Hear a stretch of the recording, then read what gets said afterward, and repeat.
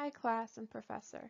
This is Sara Milbrodt and you are watching my WGD 205 course project for Advanced Design and Rapid Visualization at DeVry University. Table of contents for this slideshow includes a project overview, weekly course, project milestones, week 1 creative brief, week 2 logo design, week 3 email blast, week 4 print ad campaign, Week 5, website flowchart. Week 6, mock website template. Week 7, course project. Successes and failures and future improvements. Project overview. What did I just do? According to the instructions provided by our class, for this project, we were to create a non-existent company and we were to promote the company in various mediums. We created the subject matter, and the subject that I created, my business, was to create an online gallery to sell Sara Milbrot's paintings, my own. And then as according to the instructions, I paid close attention to the format, leading to, I think, an overall success for this course project. Weekly course project milestones. According to the instructions provided to us, we had these assignments right here: the creative brief, logo design, email blast, ad campaign, website flowchart, and mock website template, and mock website. For the creative brief, we created a Word document. This document right here was probably what taught me the most, as I also used this template for my second class. This creative brief kept me organized the whole class, although I wish I would have printed it and saved it probably in a binder to stay more organized. For the logo design, we created a logo for our business, and this logo, as you can see, I ended up redoing a little bit, and we'll get to that later on in the slideshow. With the email blast and print ad campaign, I had a lot of fun with these. The email blast was to mimic an email flyer to promote or present a coupon that was helping promote the company. And for mine, I did a promo code. For the print ad campaign, I was excited to use a photo editing program that I got a lot of positive feedback on, which we will see later on in the slideshow as well. For the website flowchart, this is something I would probably like to work on for the future to make it look more professional, but it helped guide me to understand the pages of a website and how they are connected. The mock website template, that was a fun week.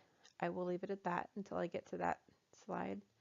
And the mock website, this is where everything really came together, and we created 4 different pages for the website. And I really like the way the final product came out, but I can't say that I would have done as well with that if it wasn't for the website template exercise. Let's get started. Weeks 1 through 7, course project. Week 1 was the creative brief, and here I have placed the intro and the first commission item from my creative brief in the PowerPoint.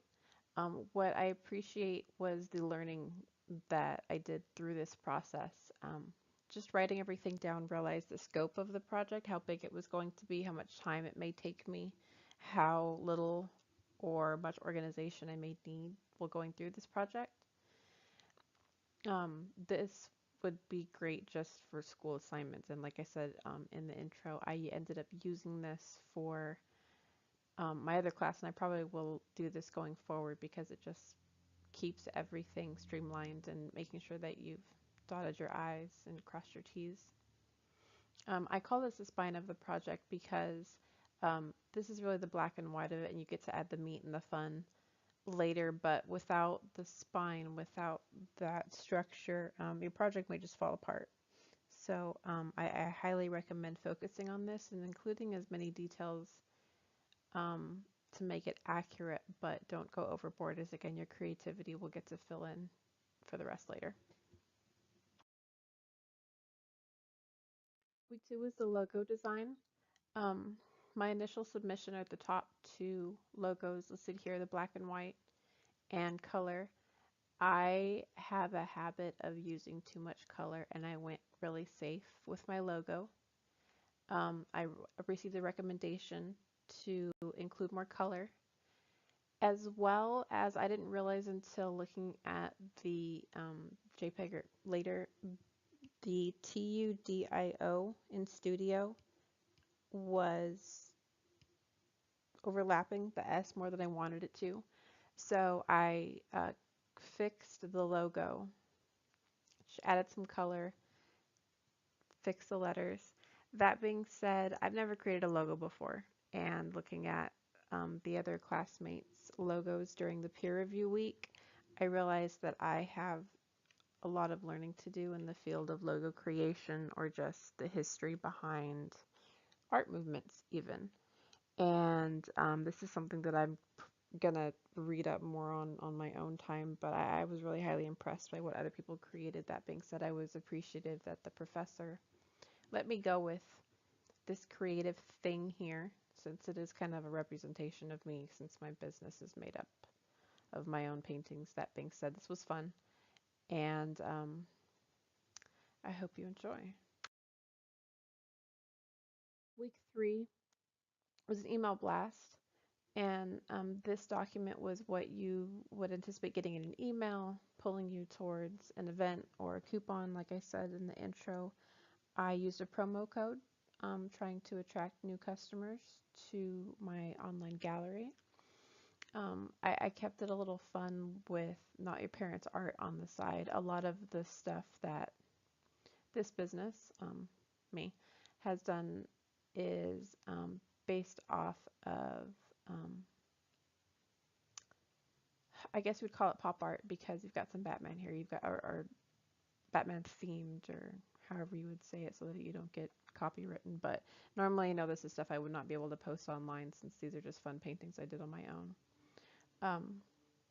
Learning Adobe, um, I learned a lot through this. I always do when I work on Adobe Illustrator. There's so much to work on, and there's something new that I learned was the background behind the photo. I added the effect to make it look like it was painted. In the background, I picked a picture that was actually somebody else's painting, but I liked the coloration of the reds and the I guess you'd call it dark black or brown on the side. And I also added effect on that to make it look like it was painted, kind of giving that already painted feel um, to the artwork to go along with the paintings. Before was a print ad campaign. This was a lot of fun because I use a photo editing app, and I actually took a picture of paintings that I have hung in my house, which are the paintings that I would like to sell eventually. And I got a lot of positive feedback, which was actually the easiest part of all the assignments, was taking this picture and editing it to look like this. But it was what I got the most positive feedback on. So uh, go new programs. I did get the recommendation to improve the font at the bottom, but to do that I would have had to go back and add some boxes, because there's dark and light at the bottom. Or looking at it now, maybe I could have just made the phone number black. But that being said, I like the way this came out overall. I was looking at other ad campaigns, and they had taken something that somebody may use in an everyday way and changed it, almost like a play on words, but a play on visual. And so that's what I was trying to do here, is make it look like bringing paintings home into your house would make your house look like a piece of art itself when it was all done.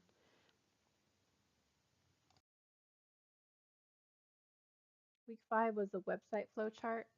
Um, the template of this was, um, I would improve on. I would make it look more professional. I did this in a fun way, um, because it was the first time that I've done something like this. But going forward, if this were something I were to show a client, I would like to make it look more professional, have the colors maybe themed for my business or themed for the project that we're doing. The layout I would change going forward, and I think this was given to us, but I think I would prefer to do a uh, horizontal layout instead of vertical, just because it's the way that I'm used to these kind of flow charts for work going, and it just makes more sense in my head. That being said, this was an easy assignment. This was fun. It kept me organized going forward. This was a week that I put in more work than I needed to, but it was all a good learning process in the end. Week 6 was the mock website template. This is what I initially created after reading and thinking I knew what I needed to do for the assignment. That being said, this was not what I was supposed to submit, and I was supposed to submit what looks more like the base of a website, and you can use this from page to page. So moving on from the mistake, this is what I ended up with from my week 6 website template. And as you can see, I made some massive changes to the design. And I was able to do that through learning that how I wanted my website to look was not going to work with the original design that I had. And now I understand that this is what you would learn when creating a template. So I can see the benefits of laying it out as you would, as if it were to look like a real internet page. And I probably would have finalized more information or finalized the information in the bottom of the screen because I ended up keeping that consistent on every page. Um, this was a good learning exercise, and it actually made everything easier going forward. And I can see how I can apply this to other projects besides just websites. These are the final pages. Week 7 was our final course project. We were tasked to create 4 possible pages for the website. I chose a home page, a print page, shopping cart page, and a contact us page. The home page in the top left-hand corner has social media links as buttons. And I have art separated into different sections, very similarly as you would look to as older artists, where you look at the different periods of art that they had. So if I were to have my art online, I'd probably have it the different or things that are similar lumped up together. That being said, I would also have all of the prints and all the paintings still accessible in the prints and paintings pages as they are in the header. On the main page here on the home page, I would have featured items, as I would probably come up with 1 to 2 paintings myself each month and post the new ones right here on the home page. On the next page, the prints page, I would anticipate more people would buy prints of paintings than the originals. And so as you can see here, I've got 4. What I was thinking was going to happen is I would scroll and you would see more of the paintings of pictures of the paintings, more buttons underneath. I think going forward, if I were to change this, I would make the boxes smaller so that you could see the select option buttons underneath the picture 3 and 4. Not have to scroll so you could see all 4. I wasn't sure. My initial thoughts was to hide it so that people could see, hey, I need to scroll to go down, but I think I'd like to see all 4 there going forward. On the shopping cart page, this is what I anticipate a shopping cart would look like. There'd be more or less in the big white body in the area, depending on how many prints or pictures you had saved in your shopping cart. The recommendation that I had was to add a continue shopping button, which I added here. And I really think that balanced the page out as well because I always go back and forth between the shopping carts. So I agreed with that and I like that idea. I've got a couple checkout buttons here. You always want your customers to buy from you, so I added 2, one down below that says checkout, one that says proceed to checkout, and it's larger up above. I anticipate for the cart totals, there's a calculate shipping button that would be blue, and you would go to that page to enter your zip code or address and see what the shipping would come out to. Pretty straightforward. There's also a promo code there. For the contact us page, it's pretty straightforward. I found an image that I was able to reference on my citations page, um, and also some financing because, hey, we still want them to buy the original painting, so let's give them some options if they would like to, and they're too expensive, but they want to pay for it. So this is my final course project and the final 4 pages, the way they came out. Successes and failures. A look back at completion of the project. That in itself overall was a success. That was a lot of work, but in a very good way, and I appreciate what I learned from it. Um, Experience in Illustrator, as you can see, I have a arrow going back and forth because I appreciate learning in Illustrator, but sometimes the learning can turn into small failures. Like I accidentally made a mistake of not saving something and closing it and losing like an hour worth of work. So I would consider that a failure. So that's why I put this in both areas, and it'll probably stay that way until I stop getting so frustrated with some programs. The creative brief I want to say was success because I got really good feedback from the professor on my final product, and I could see how creating a really detailed creative brief helped me going forward. The email blast and photo editing, that was a lot of fun. I got good positive feedback on how that item turned out, and it was actually the least difficult assignment, but I think I planned for it better than procrastinating. And so that was a fun assignment. Learning the website template was massive for me because I'd had another class in doing a website template and just didn't get that concept. It wasn't broken down in this way. And so I was able to add that to my repertoire and learn that concept going forward, which I appreciate. The final course project overall, those 4 pages, I really appreciate, or not appreciate, but I like the way that those came out, and by appreciating the week prior. If the template didn't come out the way that it had, then I don't think I would have been as successful with the final course project. My failures, the professionalism of the logo design, I would like to expand on my knowledge base of logos going forward, but I can see as a weakness as an area of mine.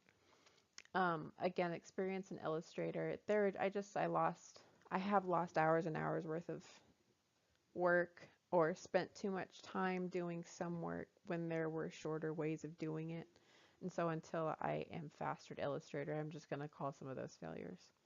Learning fonts, I struggle a lot with trying to find the right fonts, and I don't know if it's because I'm picky or I just don't realize some that are out there, and I will see one later that I like and switch it all up after spending maybe half an hour looking for fonts.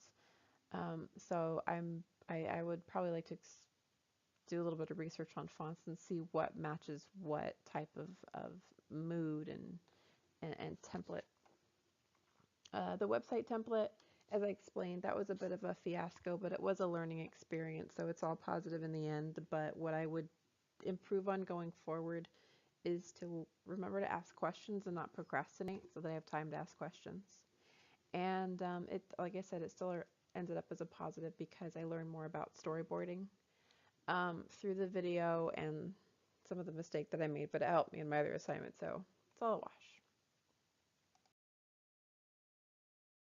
If I'd had more time, I would have liked to make all of the final products look more consistent, to stick with the brand of either my own company or theirs, but just be more consistent in the overall products, because looking at them now, they don't look like they're from the same company or for the same company. I'm more of a visual person, and I like having my resources at my fingertips. So I think going forward, I'm in other classes or other projects, I'm going to create a binder and keep those things in there so I can look back, and whether they're notated on or final products, I could just look and see the big picture in my binder. The website, I looked at other websites and they all had plain backgrounds, and I just decided to do something different. And I can see why, because when you place your own pictures or paintings on a website, if there's a background, it gets too confusing. So I think going forward, I would make the background somehow still have depth, which is what I was looking for, but just not have that much going on. Something that I would improve on is the pictures that I use were ones I've taken in the past. But going forward, if this were to be a real interaction, I would um, respectfully share with the business that the photographs they have presented or want to post are not the most professional. And in the way that I would have better lighting, I would have them more centered, I would have higher quality photos. Um, I would possibly have some of them matted. As you can see, some of the options were to have matted prints. So I would have some options show them matted, what they look like. But that's just something that I would do with the business, and it's just something I did because for this class I had my old photos to use. So those are some of the things that I would do going forward. That being said, this was my first big projects like this, so I think going forward there's a ton of things I would improve, but those are the first ones that come to my mind. Thank you so much for watching. I learned a ton in this class and appreciate the opportunity to, I guess, learn this start to finish on my own. Not that I don't like group projects, but just having the complete control and learning each step the first time myself was something I appreciated. So thanks, and thank you for your feedback, class and professor. It's been a great 8 weeks. Thank you.